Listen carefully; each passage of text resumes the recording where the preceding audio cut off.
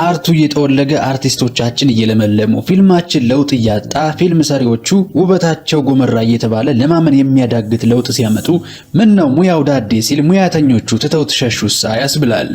የሚያብረቀርቁት አርቲስቶቻችን ወጫቸው ምን ያህል ነው? ለሜካፓቸው ብቻ ፊታቸውስ እንደ ፀሐይ የሚያበራው ምን ቢያደርጉት ነው? ለዚህ አይነቱ ለውጥ ስንት ያወጣሉ? የ10 ሰው ችግር በሚፈታ ገንዘብ የሳምንት የሜካፕ ወጫቸውን የሚሸፍኑት አርቲስቶቻችን እነማን ናቸው? ብሩ ስንት ነው? ብቻ ትዝብት ነው። ብዙ አጫውታችኋለሁ። እናንተ ብቻ ላይክ እና ሰብስክራይብ የሚሉ ነጭና ቀይ ቀለሞችን መታ እያደረጋችሁ አብራችሁኝ ጥቂት ዝለቁማ። ታዋቂ አርቲስቶችን በትልልቅ መድረኮችና ፕሮግራሞች ከማየት ባለፈ በሶሻል ሚዲያ በተለይም በኢንስታግራም ያኗኗር ሁኔታቸውን፣ አለባበሳቸውን፣ የተጠቀሙባቸውን የመዋቢያ አይነቶች በሚያጋሯቸው ፎቶዎች መመልከት ተለምደዋል። አርቲስቶች ወደ ፋሽን ኢንዱስትሪው እንዲያማትሩ ከሚያደርጓቸው ምክንያት መካከል የሽልማት መድረኮች፣ ቃለ መጠይቆች፣ የአልበም ወይም የፊልም ምርቃቶችና በየጊዜው በፉክክር የተሞሉት የሚያጋሯቸው ፎቶዎች ናቸው። በሰል ካሉት መካከል ድምፃዊት ጸደንያ ገብረ ማርቆስ ለአለባበስና አቀራረብ የሚሰጠውን ትኩረት ስትገልጽ ከማቀርበው ሙዚቃ ባሻገር ለመታየት መዘጋጀት አለብኝ። ታዋቂ ስትሆኚ ደግሞ ሰዎች አንቺን ለማየት ይጓጓሉ፣ ዘንጠሽ እንድትወጪ ይጠብቃሉ ትላለች።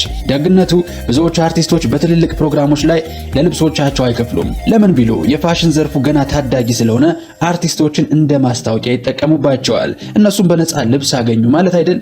እነሱ አንድ ልብስ ከለበሱት በኋላ ብዙ ሰዎች እከሪት የለበሰችው እያሉ ልብሱን ያዛሉ። ለተለያዩ ፕሮግራሞች የሚዘጋጁ የሴት አርቲስቶች አልባሳት በትንሹ ከ20 ሺህ ብር ጀምሮ ይቀርባሉ። ከፍ ያለ ሲመጣ ከ40 ሺህ እስከ 60 ሺህ ብርም ሊደርስ ይችላል። በመቶ ሺዎች የተሰራ ቀሚስም የሽልማት መድረክ ላይ አይተናል። የአንድ የሀብታም ቤተሰብ የወር ገቢን የሚሸፍን ገንዘብ ነው። ለዛውም በዚህ ኑሮ ውድነት ብዙ አርቲስቶች የማይጠፉበት የማርዜል ሜካፕ ባለቤት የማርያም ወርቅ አለማየሁ ስለፊት መዋቢያ ዋጋ ስትገልጽ ዛሬ የፊት መዋቢያ በፋሽን ዘርፉ ታውቋል። ብዙዎቹ ታዋቂ ግለሰቦች ዝግጅት ሲኖራቸው ለመዋብ ይመጣሉ ትላለች። ብዙዎች አርቲስቶች ሲዋቡ ተፈጥሯዊ ውበትን የሚያጎላ የፊት መዋቢያ እንደሚጠይቁ የምትናገረው የማርያም ወርቅ ብዙ ኢትዮጵያውያን የተጋነነ የፊት መዋቢያ አይወዱም በማለት ትገልጻለች። ቀላል የፊት መዋቢያ ከ5000 ብር ጀምሮ የሚቀርብ ሲሆን ዋጋው ተጠቃሚዎች እንደሚፈልጉበት ወቅት ይለያያል። ከሙዚቃው መንደር ራሄል ጌቱ ለአድናቂዎቼ አምሬ መታየት ስለምፈልግ የውበቴን ነገር እጨነቅበታለሁ ትላለች። በሳምንት ከ20 ሺህ ብር በላይ ለሜካፓ ብቻ ታውጣለች። ሌላኛዋ ድምፃዊት መልከ መልካሟ ሔዋን ገብረወልድ ቁንጅና ላላነሰው ፊቷ በሳምንት ከ24 ሺህ ብር በላይ ታውጣለች። የጃኖ ባንዷ ሔዋን ምን ጎደለኝ ብላ ነው ይህን ሁሉ ገንዘብ ፊቷ ላይ ኢንቨስት የምታደርገው ብለው በመገረም እየጠየቋት እግረ መንገዳቸውን ቁንጅናዋን የሚያደንቁ ብዙዎች ናቸው። ታዲያ ምን ይሄ ይገርማል? ከጋዜጠኞቹ መንደር ጋዜጠኛ ናት ወይ የሚለው ጥያቄ መልሱ ምን እንደሆነ ባናውቅም ብቻ ግን የፋሽን ቀንደኛ ተከታይ የሆነችው ዘናጯ ዳናይት መክብብ በሳምንት ከ30 ሺህ ብር በላይ ለሜካፓ ስታወጣ ትንሽም ቅር አይላትም። በ4 ሺህ ብር የወር ክፍያ ደሞዝ የገባችበት ቃና ብቻ በወር እስከ 80 ሺህ ኢትዮጵያ ብር ይከፍላት ስለነበር 30ዋን እንደ ነገሩ ለፊቷ ወጪ ታደርጋታለች። ከቀጨጨው የፊልማችን መንደር ደግሞ ኢንተርናሽናል ሞዴል የመሆን ጥልቅ ፍላጎት የነበራት ሃናን ታሪክ የብዙ ድርጅቶች ብራንድ አምባሳደር ስትሆን ከገንዘቡ ባሻገር ብዙ ጥቅሞችን ታገኛለች። አንዱም የነፃ ሜካፕ አቅርቦት ነው። ታዲያ እጅሪት ነፃ ባይሆንም አስምረውምና ከ40 ሺህ በላይ ገንዘቧን ታወጣ ነበረ። በስፖንሰር የምታገኘው ሜካፕ በገንዘብ ሲተመን ማለት ነው። ብር አንዱ ጋር ክፉኛ ቀሏል። ለሜካፕ ብቻ ይንካወጡ የልብስን፣ የጫማን፣ የቦርሳን፣ የሽቶንና የሌሎችን አንድ ላይ አድርጎ ማሰብ ነው። ታዲያ የእነዚህ 4 አርቲስቶች ወጪ ለምን ተለይቶ ወጣ ቢሉ ከፍተኛ ወጪ የሚያወጡ ናቸውና ነው መልሱ። እንዳትገረሙ ከዚህ ላቅ ያለ የሜካፕ ወጪ ያለባት እንስታለችና የአንድ ወቅት ሚስ ወርልዷ ሁለገብ አርቲስት የተፈጥሮ ውበቷን አሸንፎ ለማያውቀው አይነግቡና ያልተብለጨለጨ ሜካፓ በትንሹ በሳምንት 60 ሺህ ብር ታወጣለች። አመለሰት ሙጬ የት አባቱ ታውጣው ላይን የማይረብሽ የሰከነ ውበትን ይደፋባታል። ሲያንሰው ነው ይላሉ አድናቂዎቿ። ታዲያ እነዚህ 5 አርቲስቶች ለፊታቸው ብቻ በየሳምንቱ ይህን ሁላ ብር ቢያፈሱም ዘናጮቹ ሌሎች ናቸው። መዘነጥ የገጽ ቅብ አሊያም ውድ ሂውማን ሄር መጠቀም ብቻ አይደለም፣ እንዲያውም ከፊል መዘነጥ ላይን ምቾት የማይሰጥ መሆኑ አይቀርም። እናም ከዘናጮቹ ሰልፍ ፊት ለፊት ከሚቆሙት መካከል ሞዴሏ ተዋናይና የቢዝነስ ሴት ዩቲዩብ ላይ በከፍተኛ ደረጃ የታየው የኤፍሬም አማረ የሙዚቃ ቪዲዮ ላይ በሞዴልነት ስትሰራ በብዙዎች የታወቀችውና የታየችው ማርያማዊት ከ4-5 ዓመት በፊት ወደ ዝነኞቹ መንደር የተቀላቀለችው ይህች እንስት በዘናጭ በዘናጭነት ከሚጠቀሱት መካከል ናት። ዝነጧም ዝም ብሎ በቀላሉ መዘነጥ አይደለም። ለውበቷ ስትል ሰርጀሪ እስከ መሰራት ዋጋ ትከፍላለች። መቼ ሰርጀሪ መሰራቱ መዘነጡም ያው አእምሮ ለመታየት ነው ብለን ነው።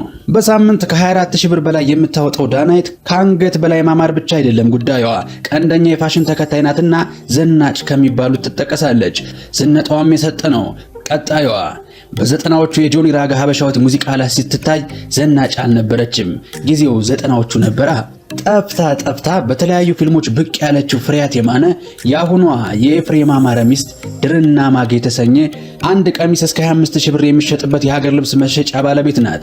በዛ የሀገር ልብሱን እየቸበቸበች በዚህ ደግሞ የዘመኑን ፋሽን ከውጭው ጋር ቀልቀል እያደረገች ትዘንጣለች። ሌላም ዘናጭ አለችን። ከ15 በላይ ፊልሞችን የሰራችው አዲስ ዓለም ዘመናዊ ፋሽን በሚታይባቸው ማራኪ ፎቶዎቿ ምክንያት ፎሎወሮቿን እያበዛች ትገኛለች። ሌላ ነው። እናም ከዘናጮቹ መካከል ናት።